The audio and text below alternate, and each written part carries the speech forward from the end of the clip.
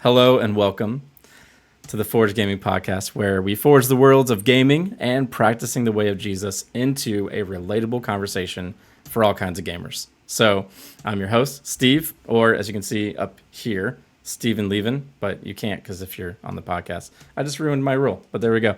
So, I'm Steve, aka Steven Levin, in most gaming spaces, and you are Joe, but also. I am also 10-O Joe. So that's J followed by 10 capitalized O's is my gamer tag. And that's how you easy know. to remember. First name and gamer tag kind of go in alignment. There's not a lot to do there. So Yeah. very easy mental gyrations. And that's how you know the phonies if they have 9 O's, That's right. It's not Joe. Yes. Or underscores or 11. Yeah, they're all the phonies. They're all trying to copy me. What can I say? Yeah. Yeah. But hey, we're just some dads in a basement, right? Dad's in a basement. That's true. Although So, I'm not in a basement dad's in right a now, basement. but you are, I think. I am. Do you want to explain, maybe, Steve, what Dad's in a basement, where that came from, what that thought was about, just for the inside track there? I do. So it was LAN 16. Was it LAN 16? Yeah, LAN 16 at home. I have like a shirt in my closet that shows it. So No, it was the Overwatch Shiny Cup. the Overwatch Shiny Cup. Oh, it wasn't even the LAN It was party. the Overwatch. It wasn't even a LAN party. It was the Oh, man. Overwatch Shiny Okay. Cup. Yep. So we were just streaming in your basement, and there was like 5 of us, and we were doing Overwatch, and we were doing an online tournament, and somebody on Twitch Classic, they just jumped in, and they were like, "What is this? A bunch of dads in a basement?" And we looked around, and we're like, "Yeah, yeah, it is." Actually, yeah. And Actually, so it is. we were all dads, So. and we were in a basement, and so that became like our gamer tag, or like our clan handle. Like if we play Call of Duty together, we would just call ourselves dads in a basement or whatever. So I think we'll just keep making up fun ones for ourselves. I don't have any others yet, but maybe next time we will, unless you have some or other people. So that'd be fun. Anyway, today, what we want to talk about as we start podcasting is just talk about the origin story. And so I think maybe those listening know what an origin story is. It's like the story of origin, the beginnings, right? And so we thought it'd be fun to talk about the beginning of Forge Gaming. And so before we do that, though, just to share a little bit about maybe each of us, and so people that might not know us. So I said I'm Steve, or Steven Levin. I have a bit of a gaming background. Actually, I grew up playing video games, mostly like Pokemon, Final Fantasy type of things. I liked anime, so I also liked like Japanese RPGs, and so that was me like growing up. Although eventually I stopped playing video games when I was like 21, around when I became a follower of Jesus, and so that was August 10th, 2011. I kind of stopped playing video games until I met this guy named Joe at church. And so I like to contribute my new gaming habits to you again. So, Joe, thanks. But basically, I was leading student ministries at the time at this church. Our churches merged at that time. And I remember you like coming up to me saying, "Hey, I use the youth space for a LAN party. Cool if I use it," or something like that. I'm like, "What's going on here?" I'm like, "Cool." And I'd love to hear your version of that story too. But I was like, okay. And so I was an Apple guy, still am, but I had my 27-inch iMac, and I brought that to the LAN party and always got made fun of. But hey, it could play games at that time, and so it worked out.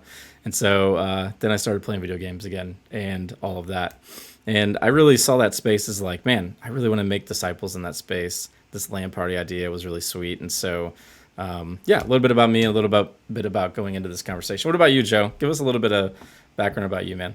Yeah. So, well, and Steve, actually, what was your first game system? Do you remember? What was the first game system you ever played on? I'm curious. That's a good question. I think it might have been the original Game Boy.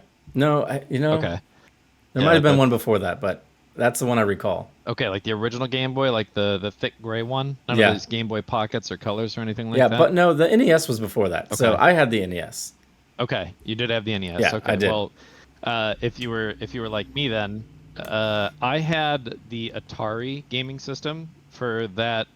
There was only one point in time when Atari wasn't cool, and it was like right around when like Super Nintendo had just hit the scene, and like NES was old news.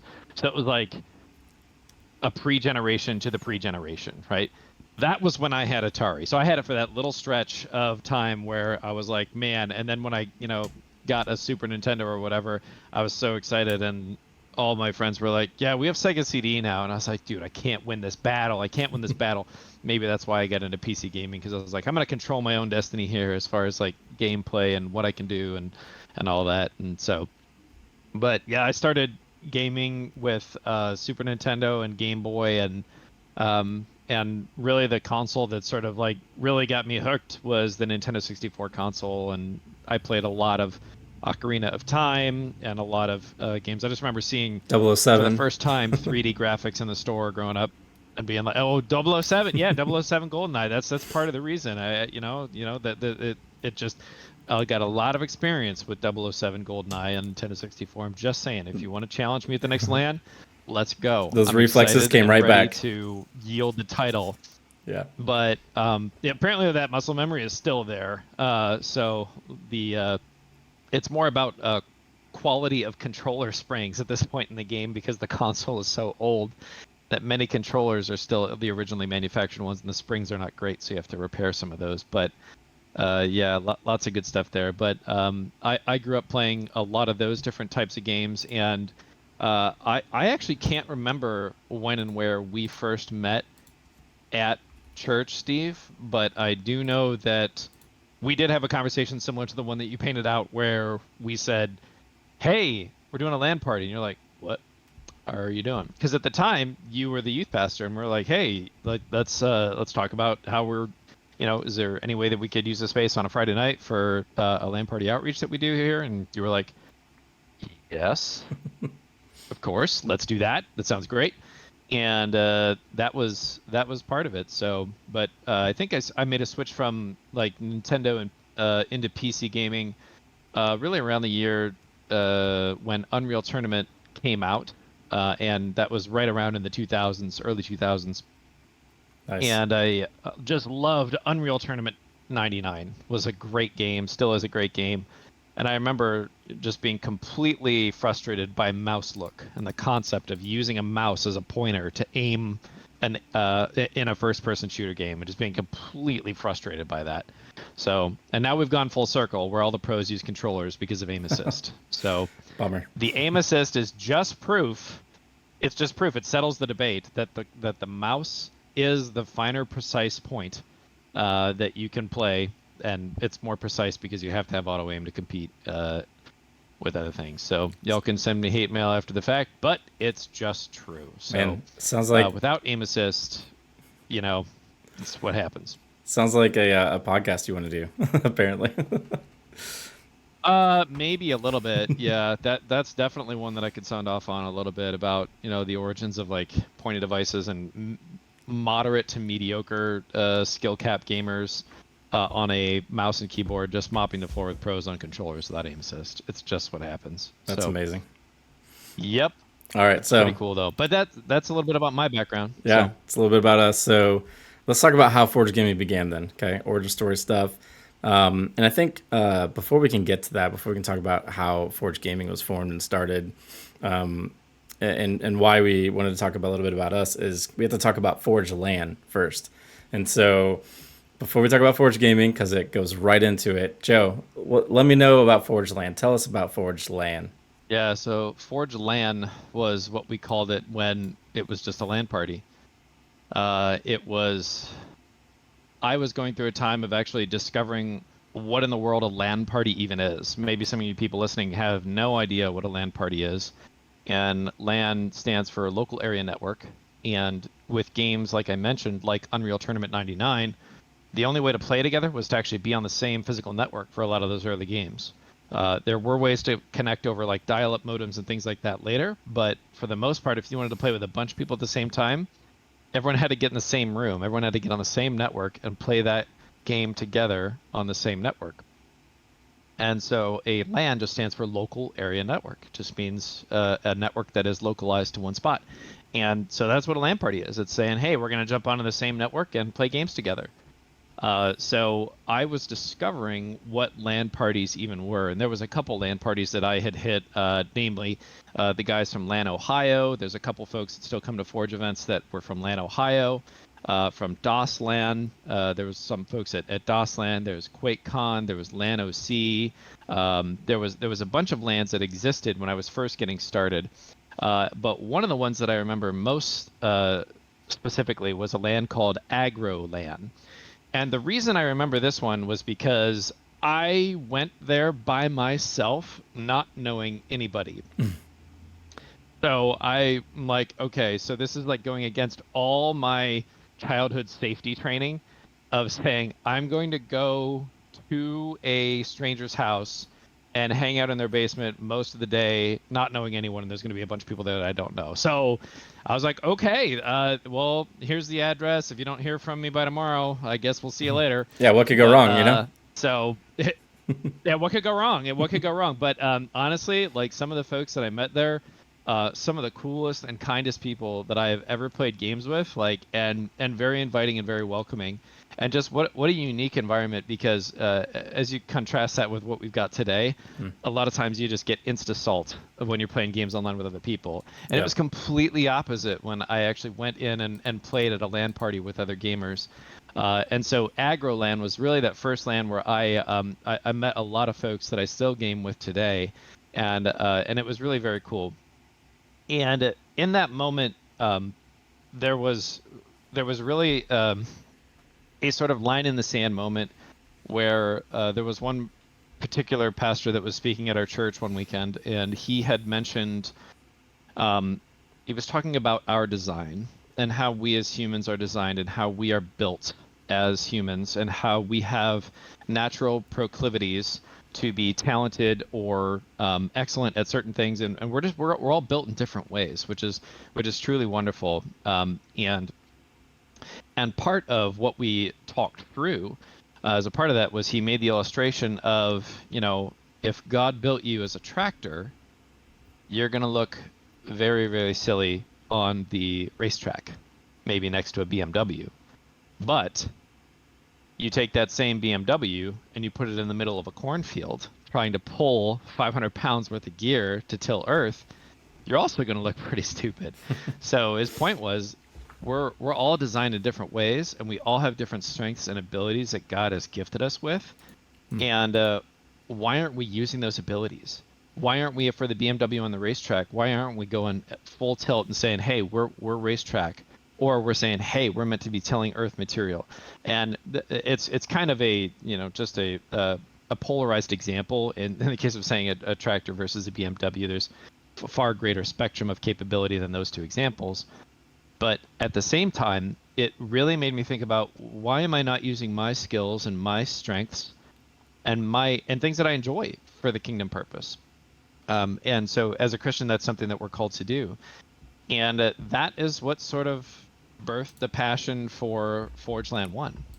It was for my friends that I had met that are, not folks that go to church, don't necessarily have a desire to go to church, or don't have a desire to understand or have conversations around spiritual things.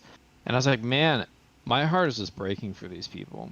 And I want them to know the incredible peace and the incredible joy that I've found in a relationship with Christ. And that awesome. was hard. Like, and I was like, how can I do this? And I'm like, you know what? I'm going to go on the offense. I'm going to go on the offense and do this. And I'll never forget, I actually consulted, I don't know if you know this or not, one of Steve's and my mutual friends, John Summer. He leads a ministry by the name of Reclaim Ministries. They're an outdoor men's ministry, and they're really awesome ministry. I sat down with him at a McDonald's one morning, and I was like, John, I got a really stupid question. What do you think about if I did a LAN party, but I was like, it's not a bait and switch, but it's like a Christian LAN party. What do you think about that?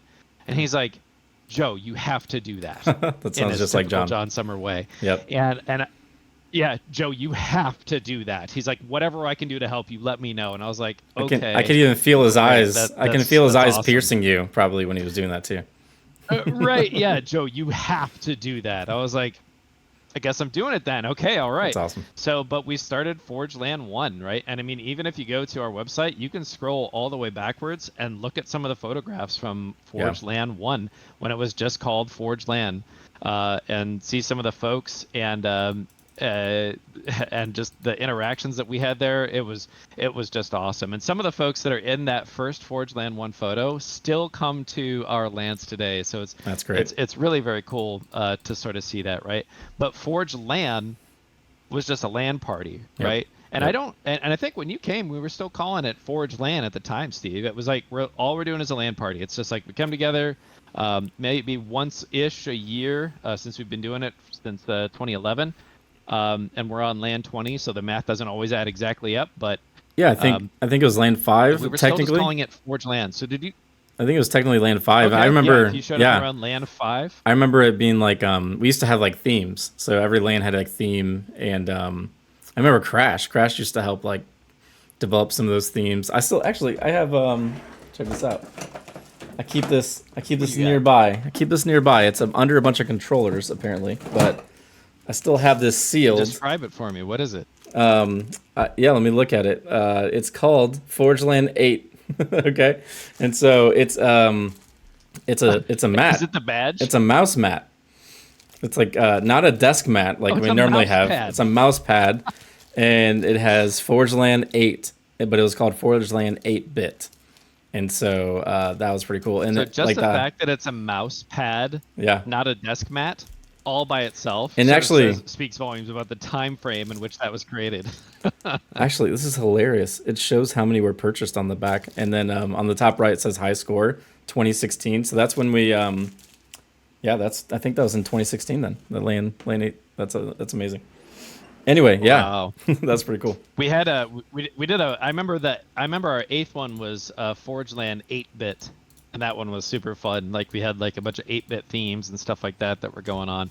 But This is yeah, what I'm talking about, that Joe. was, that This was is really it. great. This is that one. That's it, man. Oh, that's the one. I Yes. can't see it, and neither can our listeners. So like I was like, oh yeah. So that's the one, the 8-bit one. Okay, got it. Land 8, 8-bit. But in 2018 though, that was when we really made the switch over from just being, a group that does LAN parties. We said, all right, let's get serious here.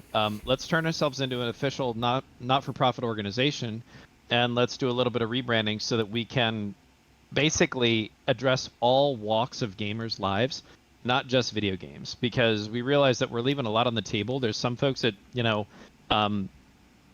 played video games and transitioned to tabletop gaming and sort of never looked back.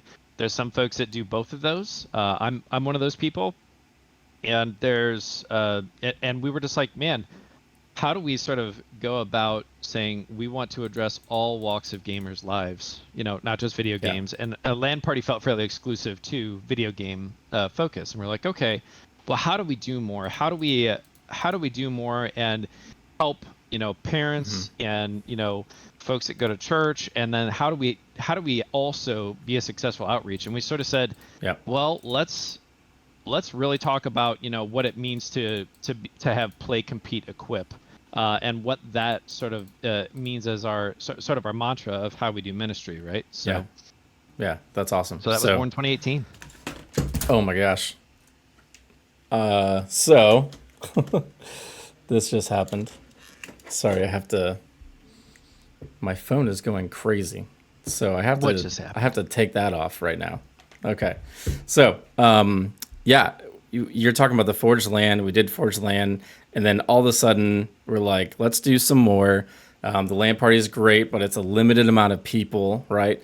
That we would reach, even in the gaming space, because not everyone is into land parties. Though they should, because man, like you just talked about, like being online versus in person, it's so cool. And so we'll talk more about that another time. But we had this idea of play, compete, equip. How do we be about the casual player? How do we be about the competitive gamer and equip them to know Jesus and to like for real life stuff, not just to know Jesus, but also real life stuff.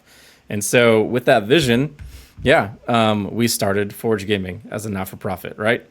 And so that is amazing. Like that it's just cool to see and hear your perspective going through that and where we're at now. So let's talk about that. Where are we at now? What is Forge Gaming up to now?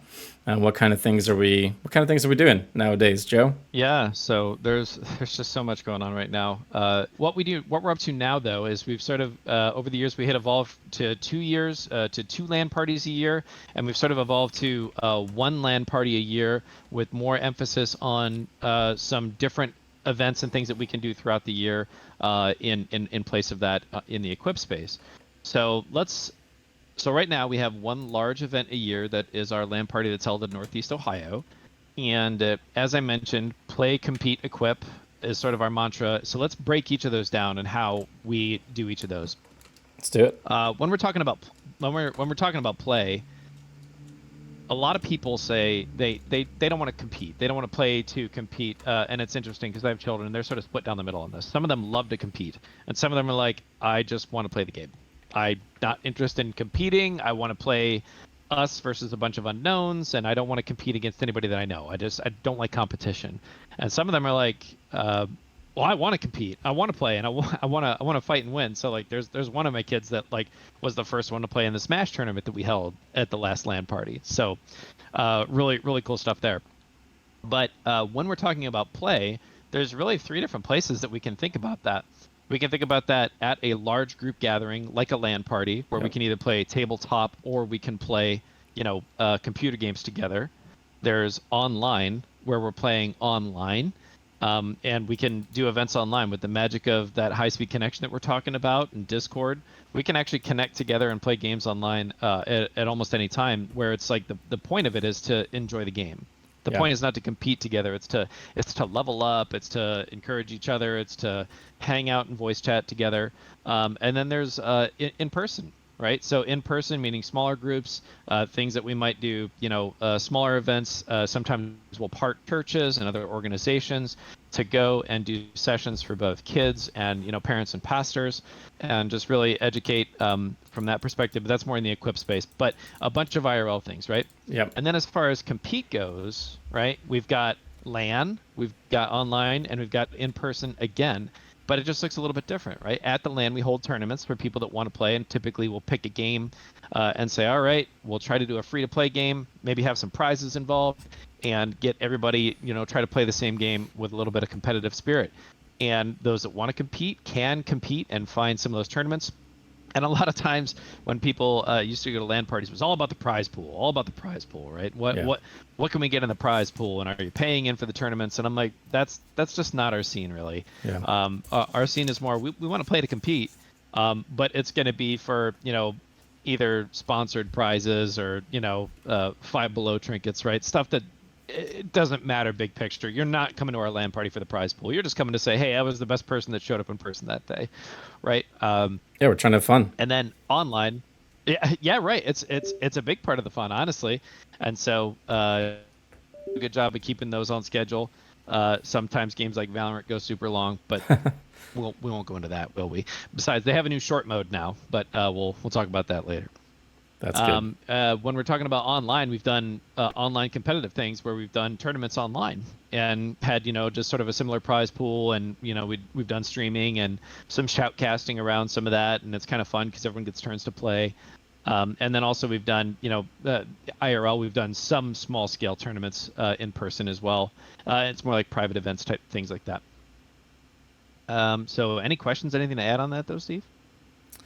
No, I mean that covers it pretty well. I think what's exciting is just the fact that we have like such a wide range of reach in this space, right? So I mean, you go on our website and it's like there's over 3 billion gamers, like people that would call themselves gamers all over the world, and that's like board gamers, that's like competitive esports, which is like $1 billion industry, right?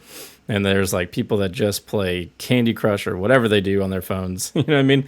The casual players. And so what an opportunity. And so I think we're just glad to be in the space, and that there honestly needs to be more people in the space. We have some ministry partners that are doing this, and it's wonderful and it keeps happening. But man, what a space there is to be for that. So I'm excited about that. I'm excited to continue to partner with churches and organizations to help reach more people in this way.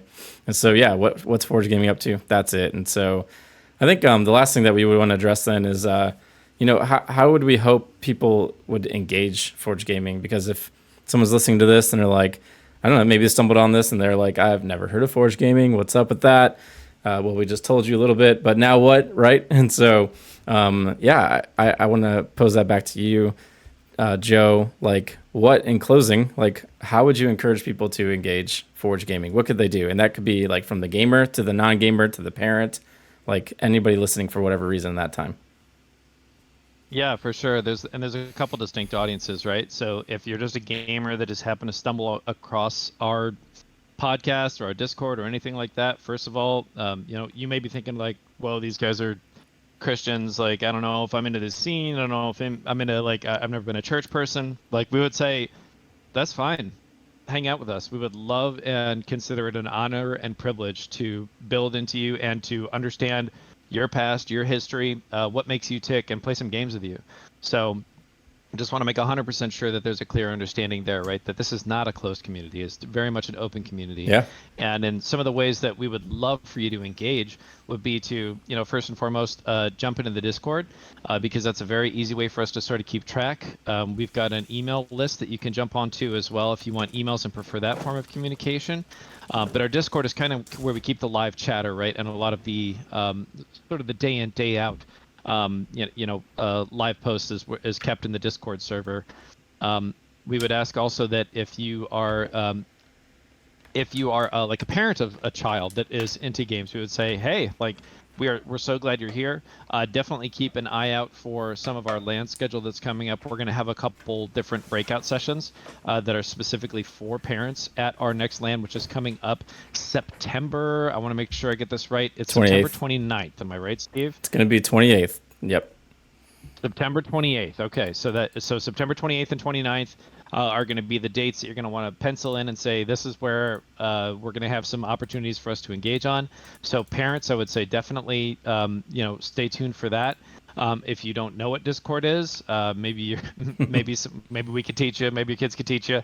But totally. Like it's effectively like a real-time messaging platform that allows us to moderate the content and create sort of a safe space for folks to be in. Yeah. So just a really fun and enjoyable community experience can be found there. So that's for parents. And then if you are someone that happens to work at a church full time, I would say definitely reach out and say like, hey, how can we part together? What kind of events might we be able to do together for both students and parents? And what are some things that we might be able to do there? And then of course, last but not least, definitely if you're a gamer at all, go check out the page that we've got set up for LAN 20, which is coming up in September, and please do register. And it's one of those things where if money is a problem, we always want people to feel like they can do that. Reach out, send us a note, say, hey, I'm thinking about coming, but money's an issue, right? We've got a couple people that have generously donated some sponsorships so that folks that are going to reach out and say, hey, we don't want, we can't make it. We can't make it. Money's an issue. We're like, hey, man, we really want you to come. So that would be some of how I would say folks could reach out. For sure. Yeah. Well said. Yeah, we have other various things happening in our Discord with like weekly play stuff and a couple of people in our Discord running Rocket League and RTSs and like reading through and exploring your Bible and different Forge studies, as we like to call them, and things like that. So definitely jump into our Discord and stay connected that way. Keep the conversation going way. And in-person events here in Wadsworth, Ohio. So we also do once a month. We'll do like live D&D at one of our partners and sponsors called Great Oaks Tavern. They're awesome. So yeah, so they're awesome. But so if you go to our events page on our website, you'll see all those events very clearly listed out. They're also in the Discord. But events is just it's forgegaming.us/events. And you can see all the events that are coming up. So like Steve was just saying, exploring your Bible. We've got a Rocket League game that goes on Wednesdays. We've got a Saturday RTS, typically StarCraft 2 with Perrin, who leads that. Ryan's awesome. Then our LANs and tabletops and other events as they come up. So yeah, definitely jump in and register and take a look. Absolutely. Well done. Awesome. Well, I think that's it for this time, Joe. Yeah, I think we covered some good stuff, man. Any closing tips you might have for our listeners? Yes, I have. I'll close with a pro life tip. Remember, iron your clothes while they're still on your body. It'll save time. Yes, man, that is deeply insightful, Joe. I appreciate that. You got it. Awesome. Well, this is great. This has been the Forgecast. Forgecast. Oh man, let's call it that. I don't know. That sounds funny. Okay. Forgecast. You Forgecast. got it. Cool. So thanks for being on here, Joe. Naming the podcast on the podcast. On the podcast. Hey, man. Number Check. we're making it. We're working it. Awesome. Well, cool. Well, that's it. We'll catch you next time then.